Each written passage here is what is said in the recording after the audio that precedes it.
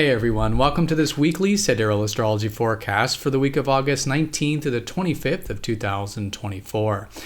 All right, so this week we have a full moon on Monday right at the beginning of the week, and so this is the heightened energy of the lunar month, and usually where we gain some new perspectives on how things have been going along this life journey. It is going to be right in between Capricorn and Aquarius in true sidereal, and so it's definitely going to be a blend of both of these signs. Capricorn is about seeing the long road and being patient, while Aquarius is about being visionary and forward thinking. So how can we be grounded but also visionary, create some stability but also change in our life? I think is a great way of working with this full moon.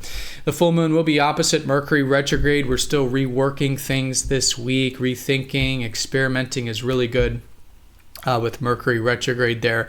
And also in the beginning of the week, Jupiter will be squaring up to Saturn, which is really marking the action-oriented phase of many years of the Jupiter and Saturn cycle. So this cycle started back in 2020, and so now it's a great time to implement the new things that have come into our life since 2020, challenge ourselves, and we could notice a lot manifesting in that context really around this week and in the coming weeks as well. Along with this, Venus will be squaring Mars, so anything about balancing the yin and yang, masculine, feminine will be helpful midweek around Thursday. And then the week ends on Saturday with Venus going into improvement-oriented Virgo. So definitely a shift of values, starting to enjoy more of the improvement and refinement aspects of life. All right, so let's go and take a look at all of this here in more detail when we return.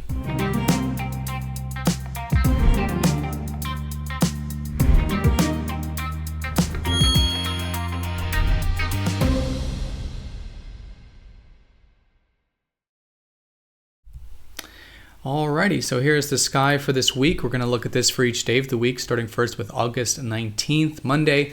And as you can see here, we are using the visible sky on this channel, which is very different from mainstream astrology.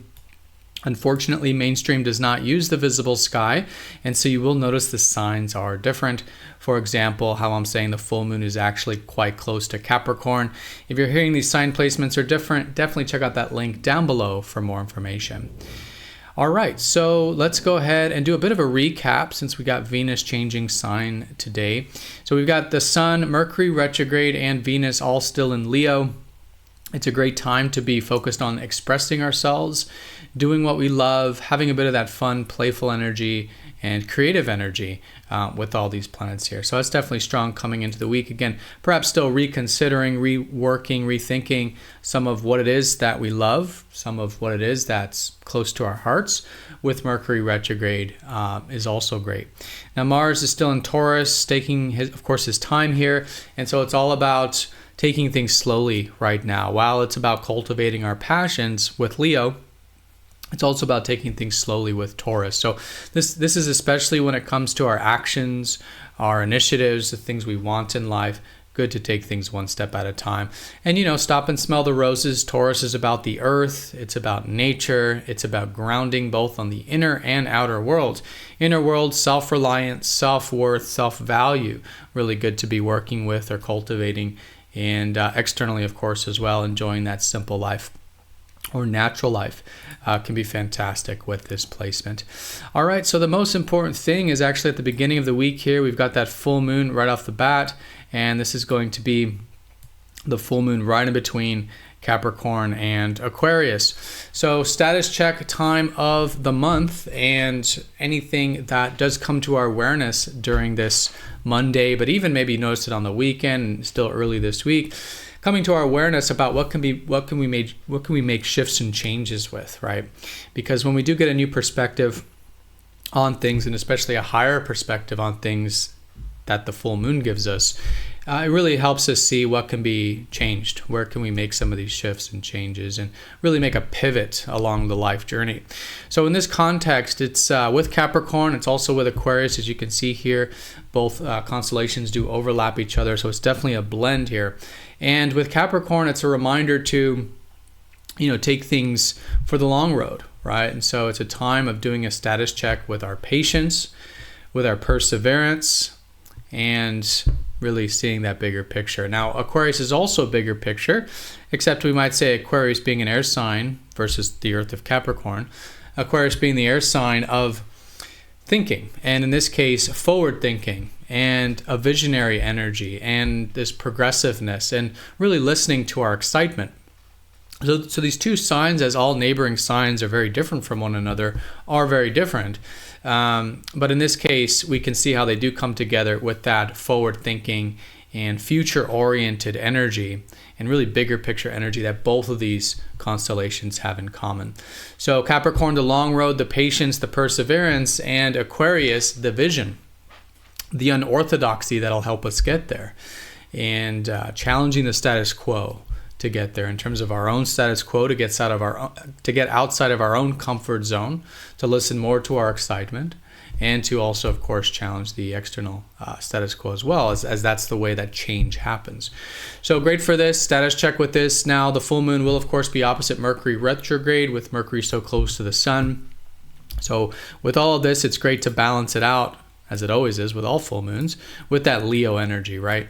So right now, it's a time of focusing on what we love, cultivating that self-expression, and at the same time, balancing that with patience. Right? So fire and earth can be grounded, can be balanced. And of course, with the natural opposition of Aquarius, doing what we love with Leo, but remembering to do things that, correspond to more of maybe our collective needs or future-oriented needs. Leo's a little bit more about the passion in the now and more personally, whereas Aquarius is, again, more collectively and more future-oriented. So great to balance this out, what we love and what our future needs, or even the world needs, to balance what we love and still being patient and responsible in the process is, of course, really good. And the Mercury retrograde is playing the role in helping us rethink these things, reevaluate, and redo some of the things close to our heart. Now, the full moon will also be squaring up to Uranus in Taurus, so there is a little bit of that Aquarius energy that's a bit bottlenecked. Uranus is the ruler of Aquarius. Being in a harsher aspect with the full moon can remind us that it's important to be constructive with that visionary energy. So there could be a little bit of wanting to break free, maybe wanting to do things rashly or impulsively. And so just remembering to take things slowly with that Capricorn and see how all this visionary energy can be incorporated constructively with the square to Uranus. The full moon is slightly trining Jupiter, and so there is a bit of openness and buoyancy that's available, some opportunity. Again, Taurus is helping us do this, so taking things one step at a time, nice and grounded, resourceful. That's the case for Uranus as well. But it's nice to see Jupiter in harmony, a little bit of that expansive energy. It's also a sextile to Chiron, definitely nothing major, but maybe a little bit of healing as well, and we'll talk a little more about that as Chiron's playing a little bit of a role later in the week. All right, so that's the full moon, status check, bigger picture, shifts and changes, pivots along the life journey. Now, also with this full moon, we've got Jupiter squaring up to Saturn, which we've likely been feeling last week. We're going to likely feel throughout this week, and perhaps noticing the impact of it around this early part of the week, Monday, maybe Tuesday. And this deals with a very big picture energy, right? So Jupiter and Saturn are very slow moving planets, and the last time they conjoined was back in 2020.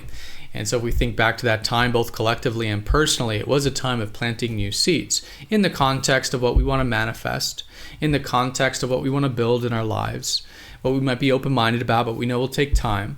And so now it's a great time for implementing this. And we'll likely notice that this part of the year really can be very constructive for these kinds of things. Noticing a lot of things manifesting, noticing that we can ground any inspirations or optimisms that we do have with Jupiter, and at the same time to be a little open-minded about what we can build, and perhaps noticing a little bit of momentum with the things we can build. So squares are typically challenging, but when you're dealing with a duality like this, Jupiter and Saturn are really the same energy, just sort of opposites of each other.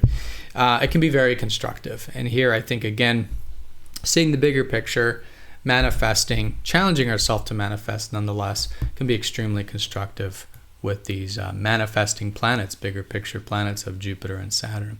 All right, so as you can see, coupled with the full moon, lots of energy there concentrated in the early part of the week in terms of shifts and changes and manifestations. Now, as we start to go through the rest of the week, we'll kind of ease up off that a little bit slowly. The moon will be in Aquarius on Tuesday, so that progressive side, visionary side, perhaps coming more into play around Tuesday. Once we get to Wednesday, the moon shifts into watery Pisces and will be there all the way until Saturday. And so Pisces is the more receptive and spiritual qualities of life, right? But in this really disseminating phase of the lunar cycle, this still heightened energy phase of the lunar cycle, Pisces is more about applying that receptivity and spirituality into the everyday life, right? Since we're still implementing and it's still a heightened phase of the cycle. So living it, embodying it on a day-to-day level. So going with the flow a little bit, maybe taking a step back when things aren't flowing. Still, of course, getting plenty of rest, sleep, or spiritual or mental health stuff, but connecting to that flow of life and being receptive.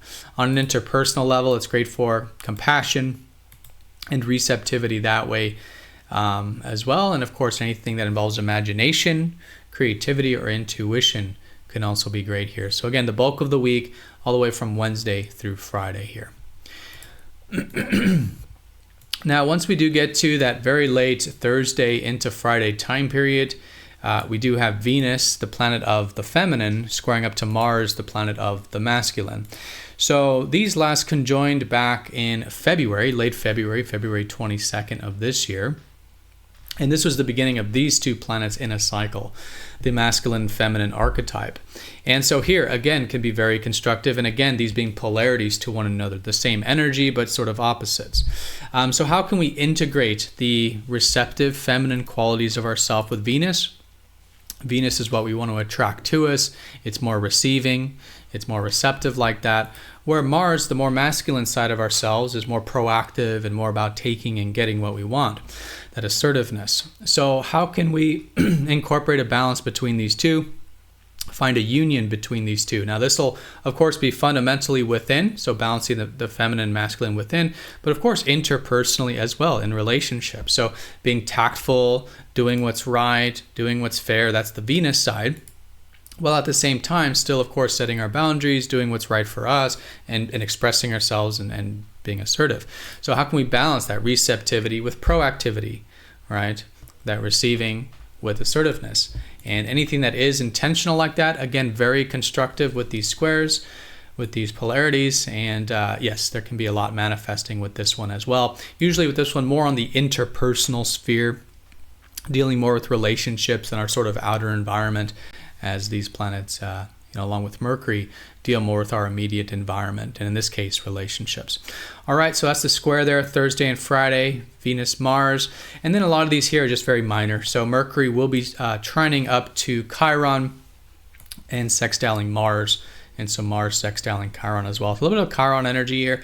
Chiron deals with healing. It's nothing major with these kind of minor aspects, but anything that does involve a bit of intention with healing, whether it's physical, emotional, mental, spiritual, whatever it might be, there is some support for that. That can help us feeling a little bit healed with our communications with Mercury and with our proactive or masculine side with Mars. So nice to see that. And because Mercury and Mars will be in a slight sextile, there can be a little bit of that proactivity and assertiveness a little bit easier in our communications and into that day-to-day sphere. So nice to see that as well, but again, very minor. And once we do get to this part of the week, so once we get to Saturday, the moon will shift into Aries, where the moon will be for the rest of the week, which is about that Mars energy anyways, proactivity, assertiveness, and themes around that and independence. So that's the week, everyone.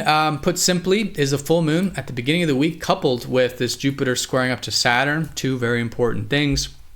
Jupiter and Saturn from a multi-year perspective since 2020 of implementing and manifesting and challenging ourselves right now these weeks.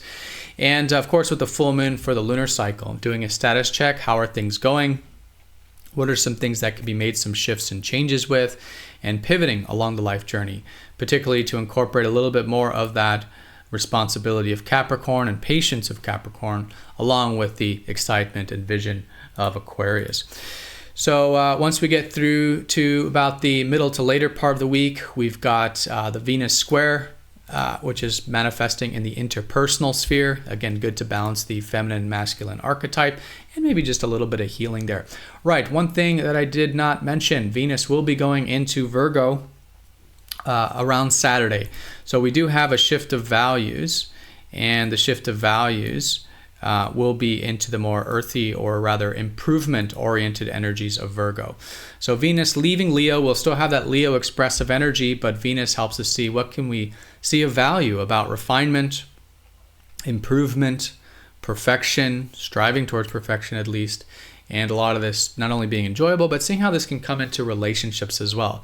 It's not the easiest place for Venus. Venus is considered to be her worst placement in traditional astrology, debilitated, but still nonetheless, there's always a positive growth and positive benefit to it. And here, Venus is helping us see how things can be refined and improved. The reason it's challenging is because Venus doesn't really like to do this stuff, right? Venus is the part of ourself that just wants to enjoy things, and also rules relationships, which relationships don't want to be improved or worked on or discussed what's wrong and things like this. So we can all do this in very healthy and constructive ways, and I think this weekend is a good way to sort of slowly segue into this. How can we see the value of improvement, and how can we healthfully work on improving ourselves really in relationships as well, as really the only thing we do have control over, of course, in relationships is ourselves.